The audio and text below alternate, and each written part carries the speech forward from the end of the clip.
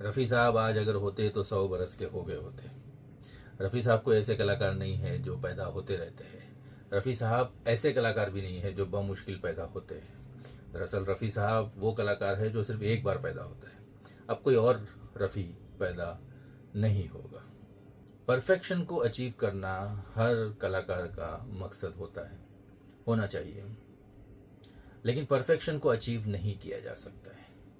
Perfection के करीब कुछ मकाम है, उन मकाम को अचीव किया जा सकता है। कुछ बहुत करीब है, कुछ थोड़े करीब है, कुछ दूर है। तो उनमें जो सबसे करीब का जो मकाम है, रफ़ी साहब ने उस मकाम को अचीव कर लिया, वो वहाँ तक पहुँच गए। अब उसके आगे और कोई मकाम नहीं है, उसके आगे सीधा परफेक्शन खुद है। तो ये जो महानता है रफ़ी साहब की, इसको समझने के लिए समझने वाले को भी म्यूजिकली उतना इवॉल्व होना चाहिए, वरना बस वो यही समझता रहेगा कि हाँ बहुत अच्छे सिंगर है, बहुत अच्छा गाते हैं, और भी सिंगर है जो बहुत अच्छा अच्छा गाते हैं, रफ़ी साहब भी एक अच्छे सिंगर हैं। तो ये सबसे बड़ी नाइंसाफ़ी है रफ़ी साहब के साथ, उनके बारे में ऐसा सोचना कि वो भी अच्छे सिंगर है और भी अच्छे सिंगर है, सब लोग अच्छा अच्छा गाते हैं। ये ऐसा बिल्कुल नहीं है। और जैसे मैंने कहा कि इंसान को ये चीज़ को समझने के लिए म्यूज़िकली उतना इवॉल्व होना पड़ता है। आज 35-40 साल तक रफ़ी साहब को सुनने के बाद और सिंगर्स को भी सुनने के बाद समझिए कि 8-10 साल में ये समझ आई है अभी कि रफ़ी साहब कितने महान है, क्या उनकी शान है, उनके फ़न का क्या असली कमाल है। अब जब रफ़ी साहब को सुनते हैं तो ऐसा लगता है कि वो परतें जो है वो खुल रही है, अंदर से कुछ बहुत ही तराशी हुई चीज़ बाहर आते जा रही है। It's hitting me completely on a different level. अभी एक आध दिन पहले ही मैंने उनके एक गाने पर गौर किया, यहाँ मैं अजनबी हूँ। जब जब फूल खिले फिल्म का ये गाना है, कल्याण जी आनंद जी ने कंपोज किया है और आनंद बख्शी ने लिखा है। बहुत ही खूबसूरत गाना है। गाने की कहानी ये है कि जो हीरो है वो एक देहाती है और वो एक एलिट सेटअप में आ गया है। हीरोइन जो है उसे एक एलिट सेटअप में ले आई है और यहाँ पर वो बहुत ही एलियनेटेड फील कर रहा है। इस फीलिंग ऑफ एलियनेशन की वजह से उसके अंदर एक अनईजीनेस आ गई है, उसका कॉन्फिडेंस जाता रहा है और एक सेंस ऑफ डिसअपॉइंटमेंट भी उसके अंदर है। तो ये सारी जो फीलिंग्स है, इसको गाने में किस तरह से लाया जा सकता है।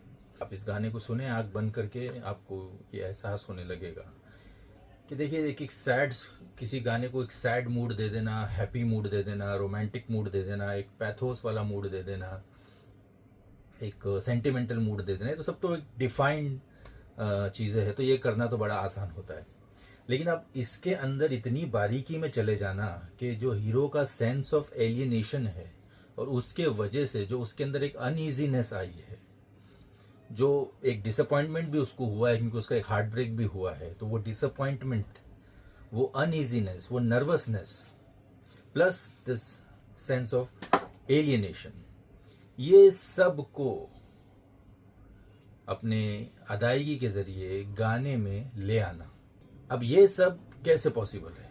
लेकिन रफ़ी साहब ने उसको पॉसिबल किया है।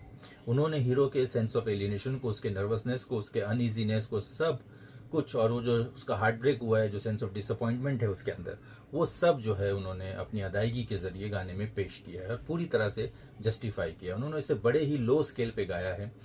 वो बड़े रेंज के मालिक थे और बड़े ही हाई पिच पे वो जा सकते थे, और इस गाने में कई जगह पे ऐसा स्कोप है जिसमें हाई पिच पे सिंगर जा सकता है, लेकिन रफ़ी साहब ने उसको रेजिस्ट किया है। म्यूजिक डायरेक्टर का भी इंस्ट्रक्शन होगा कि ऐसा न किया जाए। अब पिच को कंट्रोल करना, स्केल को लो डाउन करना, ये तो कोई भी सिंगर कर सकता है, लेकिन जो उन्होंने वो स्केल लो डाउन करके जो मूड क्रिएट किया है, जिस मूड में उन्होंने इस गाने को गाया है और जो एनवायरनमेंट उन्होंने क्रिएट किया है, ये समझ के बाहर है। इसको समझाया नहीं जा सकता है कि, और ये कैसे किया जाता है ये भी नहीं बताया जा सकता है कि ये कैसे किया जाता है। ये जो मूड पैदा किया गया है, ये कैसे किया जा सकता है। ये मूड जो है आपको एकदम एक सैड सॉन्ग की फीलिंग नहीं दे रहा है, ये एग्जैक्टली वो जो सेंस ऑफ एलियनेशन है वही एक्सप्रेस हो रहा है। एग्जैक्टली वो जो नर्वसनेस उसके अंदर है उसके साथ में एक्सप्रेस हो रहा है। ये नहीं है कि उन्होंने सेंस ऑफ एलियनेशन को पकड़ा लेकिन जो नर्वसनेस हीरो के अंदर है उसको छोड़ दिया, जो डिसअपॉइंटमेंट उसको हुई है, जो हार्ट ब्रेक उसका हुआ है, उसको छोड़ दिया। नहीं, ये सब कुछ उन्होंने इस गाने में अदा किया है। ऐसे और भी गाने हैं रफ़ी साहब के, दिन ढल जाए रात न जाए, हुई शाम उनका ख्याल आ गया। लेकिन यकीन मानिए कि जो मूड वहाँ पर इन गानों में जो क्रिएट हुआ है, ये जो मूड है इस गाने में जो आया है, वो बिल्कुल अलहदा है, बिल्कुल अलग है। हालांकि ये सब सैड सॉन्ग है, इसमें हीरो बहुत गमगीन है और दिल टूटा हुआ है उसका, लेकिन इसके बावजूद इसके अंदर जो डिस्टिंक्शन रफ़ी साहब ने क्रिएट किया है, that is beyond any kind of explanation. इसका कैसे एक्सप्लेनेशन दिया जा सकता है कि ये कैसे किया गया है, क्या क्या तरीका है इसका, क्या टेक्निक है।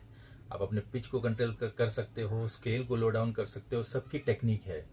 आप एक डिफाइंड सेटअप में भी जा सकते हो, हैप्पी, सैड, पैथोस, सेंटिमेंटल, इसका भी टेक्निक है, ये हो सकता है। लेकिन ये इतनी बारीकी गाने में ले आना और बिना वॉइस क्वालिटी के साथ कंप्रोमाइज किए हुए, कि हीरो को वॉइस मैच भी होनी चाहिए, ये नहीं कि आपकी वॉइस क्वालिटी ही कुछ और हो गई because of doing all this thing. तो ये सब कैसे किया जा सकता है? इसीलिए मैं ये कहता हूँ कि रफ़ी साहब जो है वो एक बार पैदा हो गए, अब रफ़ी साहब नहीं पैदा हो सकते। तो 100 साल बाद आज हम रफ़ी साहब की बात कर रहे हैं और हज़ारों साल बाद भी रफ़ी साहब की बात होगी, क्योंकि रफ़ी साहब ने उस मकाम को छू लिया है जिस मकाम के आगे कोई और मकाम है ही नहीं।